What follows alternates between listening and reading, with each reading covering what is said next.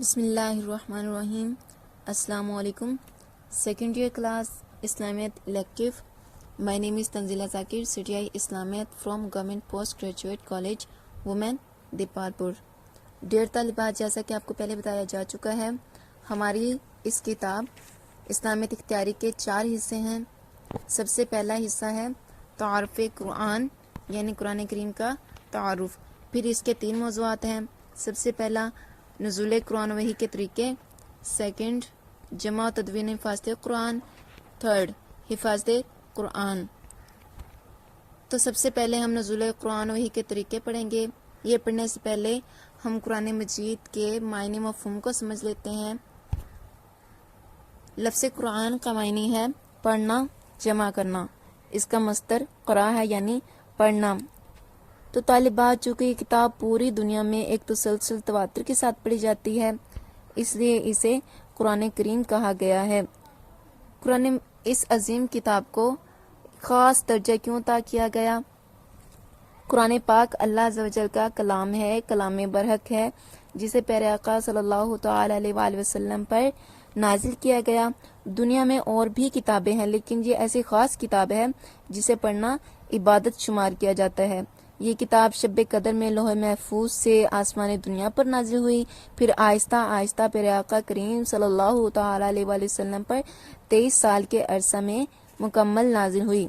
اس الہامی کتاب کو آخری کتاب ہونے کا بھی شرف حاصل ہے. اس کلام پاک میں قیامت تک ہونے والے تمام مسئلے مسائل رشد و ہدایت کا سبق ہمیں ملتا ہے. آگے دیکھیے قرآن مجید کے اسماء, یعنی قرآن مجید کے نام. قرآن کے کئی اور بھی نام قرآن میں ذکر کیے گئے ہیں, جن کی تعداد تقریباً 55 ہے. سب سے پہلا ہے الکتاب. یہ آپ کو بھی معلوم ہوگا کہ جس ورڈ کے ساتھ الف لام آ جاتا ہے وہ اس چیز یا اس ورڈ کو خاص کر دیتا ہے.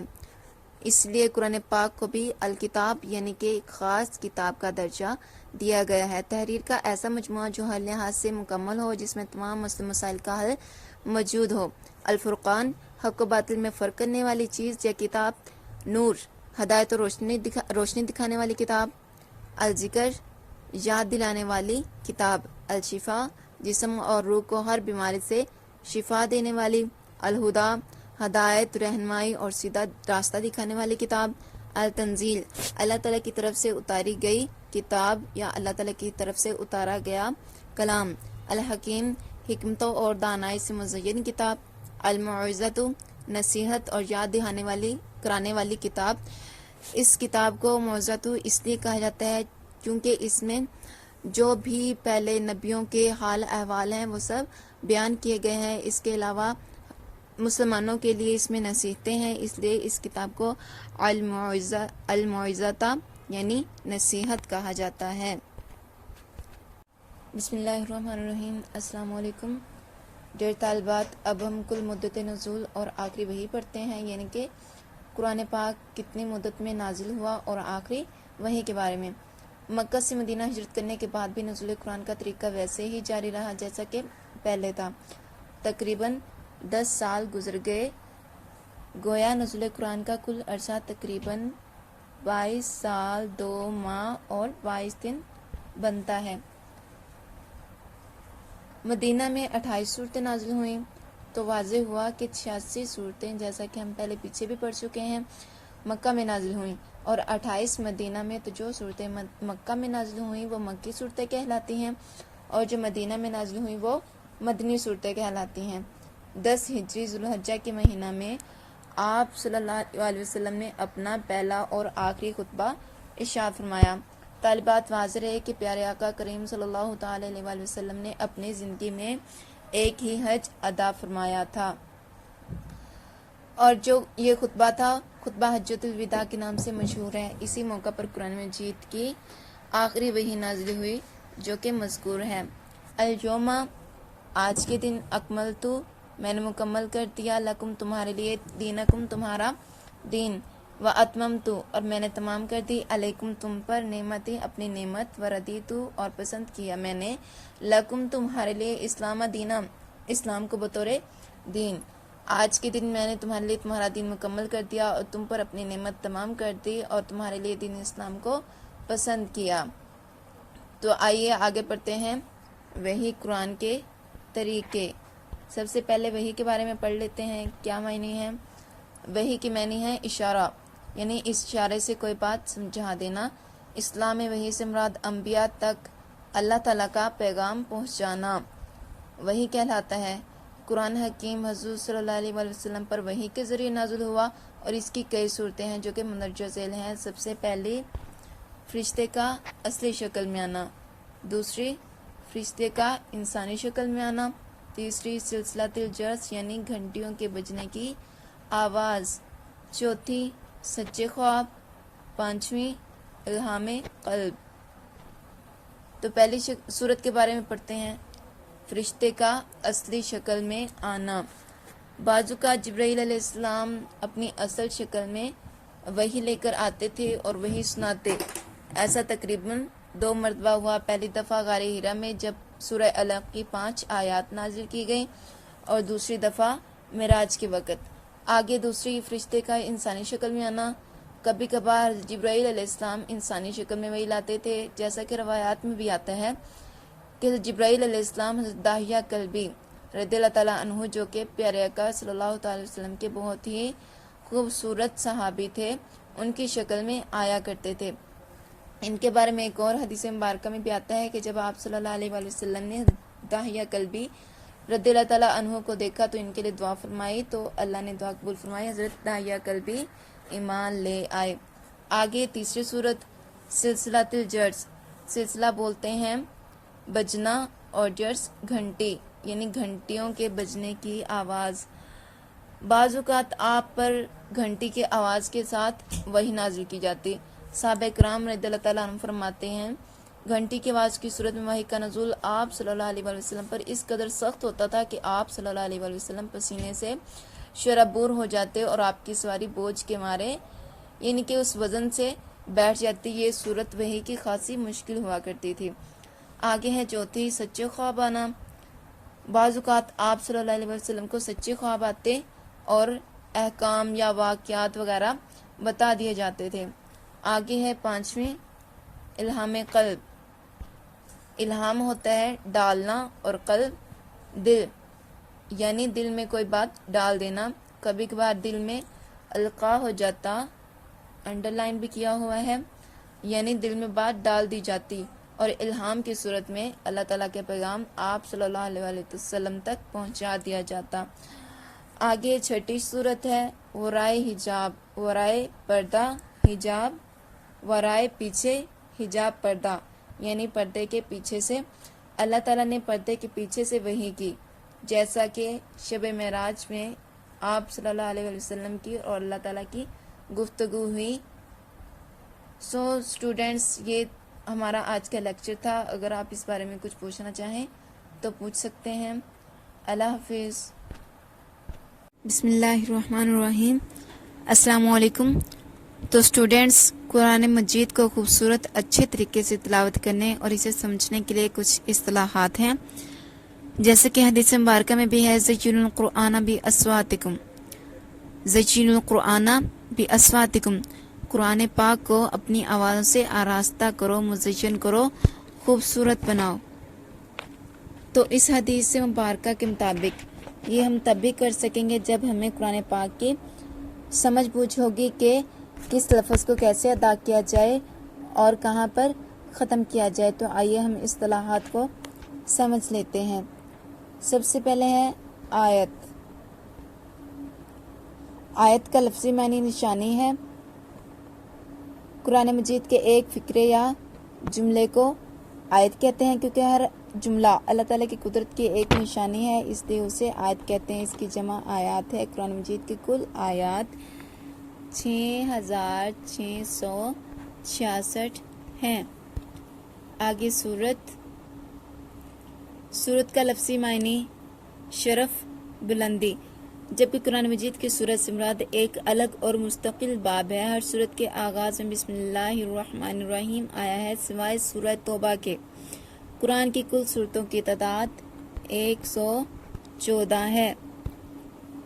آگے رکوع، جس طرح اردو تحریر میں चंद जुमलों को मिलाने से एक पैराग्राफ बनता है, इस तरह चंद आयत को मिलाने से एक रुकू बनता है। कुरान पाक के बाज़ रुकू बड़े और बाज़ रुकू छोटे हैं। इस तरह कुरान पाक के कुल रुकुआत की तादाद 540 है। मंजिल कुरान मजीद को 7 दिनों में तिलावत मुकम्मल करने के लिए इसकी मनाजिल मुकर्रर की गई हैं। मनाजिल मंजिल की जमा है, यानी मुकर्रर सूरतों को पहले दिन पढ़ा जाए तो 1 मंजिल, अगर दूसरे दिन पढ़ा जाए तो 2 मंजिलें। इस तरह 7 मंजिलें 7 दिनों में मुकर्रर की गई हैं। आगे देखिए पारे। कुरान मजीद में कुल 30 पारे हैं। कुरान मजीद की तिलावत 1 माह में मुकम्मल करने के लिए इसकी पारों में तकसीम की गई है। सजदे कुरान पाक में कुल 14 सजदे आए हैं। तरतीब कुरान मजीद की तरतीब 2 तरह से हो सकती है। पहली तरतीब नज़ूली, दूसरी तरतीब तौक़ीफ़ी। तरतीब नज़ूली से क्या मुराद है? ये है कि कुरान जिस तरतीब से नाजिल हुआ इसी तरतीब से इसको लिख दिया जाता, इसको तरतीब नज़ूली कहते हैं। तरतीब तौक़ीफ़ी, इससे मुराद वो तरतीब जिसके मुताबिक कुरान मजीद को नबी करम सल्लल्लाहु अलैहि वसल्लम ने हुक्म इलाही यानी अल्लाह अज़्ज़ा वजल के हुक्म से लिखवाया, इसको तरतीब तौक़ीफ़ी कहते हैं। आज कुरान तरतीब तौक़ीफ़ी में ही है, यानी नबी करीम सल्लल्लाहु अलैहि वसल्लम खुद कातिबाने वही यानी जो वही लिखने वाले होते थे, उनसे फरमाया करते कि इस आयत को फलां फलां सूरत में लिख दो। इस तरह कुरान आज इसी शक्ल में मौजूद है। आगे देखिए नुज़ूल कुरान। नुज़ूल कुरान के मराहिल। नुज़ूल कुरान के 2 मरहले हैं। पहला मरहला वो है जब कुरान मुकम्मल लोहे महफूज से आसमानी दुनिया पर नाजिल हुआ। ये वो मरहला था जिसको खुद कुरान मजीद ने अपने अल्फाज में यूं बयान फरमाया है, शाहरु रमज़ान अल्लज़ी उन्ज़िला फ़ीहिल कुरआन। ये रमज़ान मुबारक का महीना जिसमें कुरान नाजिल हुआ, यानी कुरान मजीद रमज़ान मुबारक के महीने में नाजिल हुआ। इसकी दूसरी दलील ये बयान की जाती है कि ये कुरान शब कद्र में नाजिल हुआ। इरशाद इलाही है, इन्ना अंज़लनाहु फ़ी लैलतिल क़द्र, हमने इसे शब कद्र में नाजिल किया। दूसरा मरहला ये है कि नबी करीम सल्लल्लाहु अलैहि वसल्लम पर गार हिरा से लेकर मदनी दौर में आपकी रहलत यानी कि आपकी दुनिया से तशरीफ़ फरमा जाने तक तकरीबन 23 बरस में नाजिल हुआ। ये वो मरहला है जब हज़रत जिब्राइल अलैहिस्सलाम के ज़रिए ज़रूरत के मुताबिक, यानी कि जब ज़रूरत होती तब आयात वगैरह नाजिल हो जाती थी। लिहाजा वाज़े हुआ कि आसमानी दुनिया पर रमज़ान मुबारक के महीने में शब कद्र में नाजिल हुआ। ये पहला मरहला।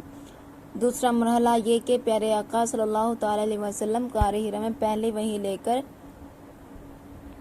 वही से लेकर आपकी दुनिया से पर्दा फरमा जाने तक तकरीबन 23 वर्ष में जो कुरान पाक नाजिल हुआ, ये दूसरा मरहला कहलाता है।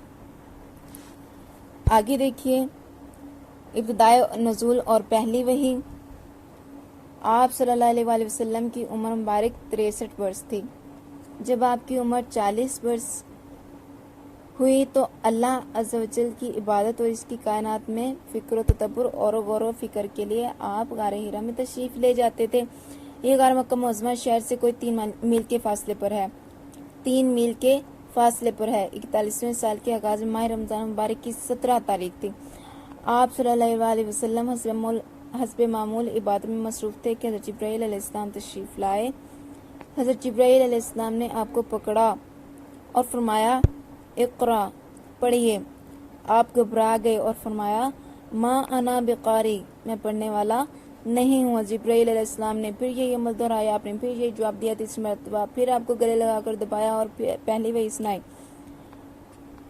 फिर यही अमल दोहराया। आपने यही जवाब दिया 3री मरतबा। फिर आपको गले लगाकर दबाया और पहली वही सुनाई, जो कि हम शुरू से पढ़ते आ रहे हैं। सूरह अलक़ की 5 आयत पढ़ाई और तशरीफ़ ले गए। वो आयत ये हैं, इक़रा बिस्मि रब्बिकल्लज़ी ख़लक़, ख़लक़ल इंसान मिन अलक़, इक़रा व रब्बुकल अकरमुल्लज़ी अल्लम बिल क़लम, अल्लमल इंसान मा लम यअलम। तर्जुमा, پڑھ اپنے رب کے نام سے جس نے تجھے پیدا کیا، انسان کو ایک لوتھڑے سے پیدا کیا۔ پڑھ تیرا رب بڑا بزرگی والا ہے جس نے قلم کے ذریعے علم سکھایا، انسان کو وہ علم سکھایا جو وہ نہیں جانتا تھا۔ اس کے بعد آپ گھبرا گئے، کانپتے ہوئے گھر تشریف لائے۔ آپ کی زوجہ مطہرہ، آپ کی پہلی بیوی حضرت خدیجہ رضی اللہ تعالیٰ عنہا سے فرمایا، مجھے کپڑا اوڑھا دو، مجھے ڈر لگ رہا ہے۔ ذرا سی طبیعت صحیح ہوئی تو آپ صلی اللہ علیہ وآلہ وسلم نے سارا ماجرا اپنی بیوی کو کہہ سنایا۔ آپ کی زوجہ نے آپ کو تسلی دی اور فرمایا کہ اللہ تعالیٰ آپ کا نگہبان ہوگا، آپ کی حفاظت فرمانے والا ہے، کیونکہ آپ غریبوں کے مددگار ہیں، ضرورت مندوں کی ضرورت پوری کرتے ہیں، آپ صادق و امین ہیں۔ اس کے بعد حضرت خدیجہ رضی اللہ تعالیٰ عنہ آپ صلی اللہ علیہ وآلہ وسلم کو لے کر اپنے چچا زاد بھائی ورقہ بن نوفل کے پاس گئیں۔ وہ انجیل کے بہت بڑے عالم تھے، تو انہوں نے آپ صلی اللہ علیہ وسلم کی بات سننے کے بعد کہا کہ آپ اس امت کے نبی ہوں گے اور اہل مکہ آپ کو شہر سے نکال دیں گے، کیونکہ پہلے نبی کے ساتھ بھی ایسا ہی ہوا کرتا تھا۔ آگے دیکھیے تدریجی نزول۔ تدریج کا معنی ہوتا ہے آہستہ آہستہ۔ پہلے وحی کے کچھ عرصہ بعد تدریجن یعنی کہ آہستہ آہستہ نزول قرآن کا آغاز ہوا۔ بوقت ضرورت آپ صلی اللہ علیہ وآلہ وسلم پر حضرت جبرائیل علیہ السلام وحی لایا کرتے، جس میں تدریج مقصود تھی، اور حالات کا تقاضا پیش نظر یوں تھا کہ مکہ مکرمہ کے اندر قبل از ہجرت یعنی کہ ہجرت سے پہلے قرآن مجید کا تقریباً 2/3 حصہ یعنی کہ 86 صورتیں مکہ مکرمہ میں نازل ہوئی۔ مکہ مکرمہ میں آپ بعثت کے بعد 13 سال رہے، لوگوں نے آپ کو ہجرت کرنے پر مجبور کر دیا، اللہ کا حکم بھی آ گیا آپ مکہ سے ہجرت کر جائیں، پھر آپ مکہ سے مدینہ تشریف لے گئے۔